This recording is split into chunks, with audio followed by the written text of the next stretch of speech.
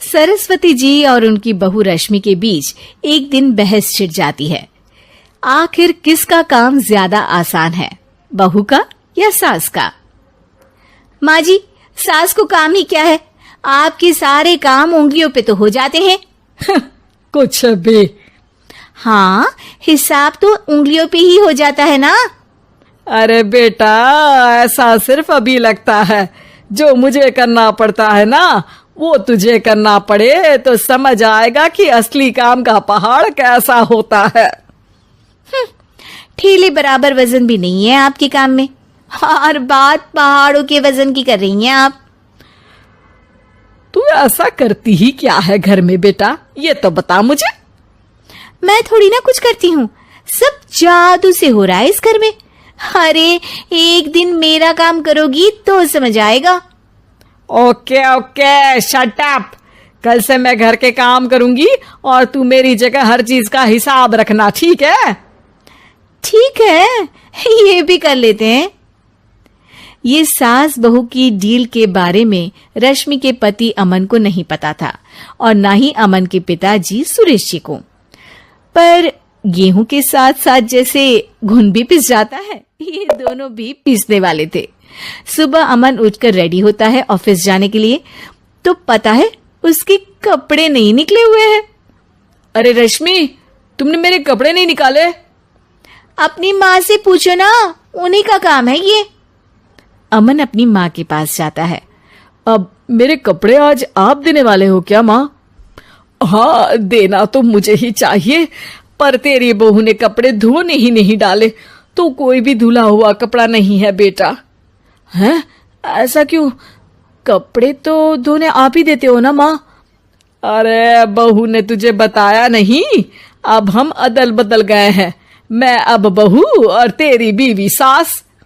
अमन परेशान हो गया। वो बिना इस्त्री के कपड़े पहनकर ऑफिस चला गया। सरस्वती जी अपने घुटने के दर्द के कारण झुककर घर साफ नहीं कर पा रही थी और ना ही खाना बनाना याद रख पाई। उधर रश्मि पहले ही दिन घर की चाबी घुमा चुकी थी और 300 रुपए का हिसाब अलग नहीं मिल रहा था। पर दोनों का ही घमंड कैलाश पर्वत से भी बड़ा था और दोनों ही खेमे एक दूसरे की बात मानने को बिल्कुल तैयार नहीं थे। शाम को जब सुरेश जी और अमन खाना खाने बैठते हैं तो सरस्वती जी उनके सामने गाजर और पपीते लाकर रख देती हैं। अरे माँ, ये क्या है? ख्याली पुलाव के साथ सलाद। माँ जी खाना बनाना भूल गई लगता है। अरे एक एक चमन्नी का हिसाब है मेरे पास, खाना बनाना कैसे भूल जाऊंगी? ये तो मैंने पढ़ा था कि फल फ्रूट खाने से सेहत अच्छी रहती है, इसीलिए ये ले, एक फल खा ले। रात को सुरेश जी और अमन अपनी मीटिंग बिठाते हैं अकेले में। बाबूजी, इनकी लड़ाई के कारण ना हमें ठीक से खाना मिल रहा है, उल्टा घर के सारे काम रुक गए हैं। हाँ बेटा, 2 भैंसों की लड़ाई में बेचारे खेत के पौधों का भी नुकसान हो रहा है। पर पापा, क्या बताऊं आपको, मैंने माँ को इस महीने की 2 तारीख को बिजली के बिल के पैसे दिए थे। आज बिल भरने के लिए मांगने गया तो पता चला कि रश्मि उन पैसों से गैस सिलेंडर ले आई। अच्छा, तो सिलेंडर के पैसों का क्या हुआ? अब सिलेंडर के तो कोई पैसे नहीं थे बाबूजी, हमारे घर पर गैस की पाइपलाइन लगी है ना। बेटा, इन दोनों का कुछ करना पड़ेगा, नहीं तो अपने घमंड के चक्कर में पूरा घर बर्बाद कर डालेंगे ये दोनों। अमन और सुरेश जी काफी सोच विचार के बाद एक निष्कर्ष पर पहुंचते हैं।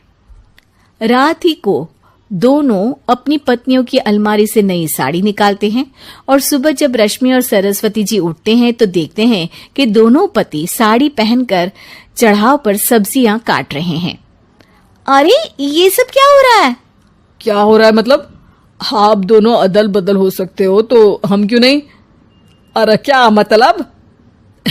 नहीं नहीं, मेरी भी बचपन से किसी की बहू बनने की इच्छा थी, तो आज से सरस्वती तुम बड़ी बहू, मैं मिडल बहू और अमन छोटी बहू। अरे लेकिन सब घर पर बैठ जाएंगे तो कमाएगा कौन? ये घर कैसे चलेगा? अब वो तो भैया या बाकी लोग जाने, अब हमने भी अदल बदल कर ही लिया है तो कुछ नहीं हो सकता। रश्मि और सरस्वती जी को समझ में आ जाता है कि उन दोनों की आपस की डील की वजह से इन दोनों को बहुत तकलीफ हो रही है और उनके ईगो ने दूसरों को कितनी यातनाएं दी है। अब असल में माँ जी आप सही थी, सास बनना बहुत मुश्किल है। अरे हाँ बेटा, और तू भी, मुझसे तो नहीं हो पाया सब घर के काम, वापस बदल ले क्या? हाँ हाँ बिल्कुल माँ जी, और अब आप दोनों भी बदल लीजिए, कोई आ गया तो आप दोनों को देखकर क्या सोचेगा। अच्छा है, आप दोनों के समझ में ये बात तो आई, मैं फटाक से कपड़े बदल लेता हूँ। अरे रुक जा बेटा, एक फोटो ले लेती हूँ तेरी, मेरी बेटी होती तो तेरे जैसी ही दिखती साड़ी में। और मेरा फोटो नहीं लोगी?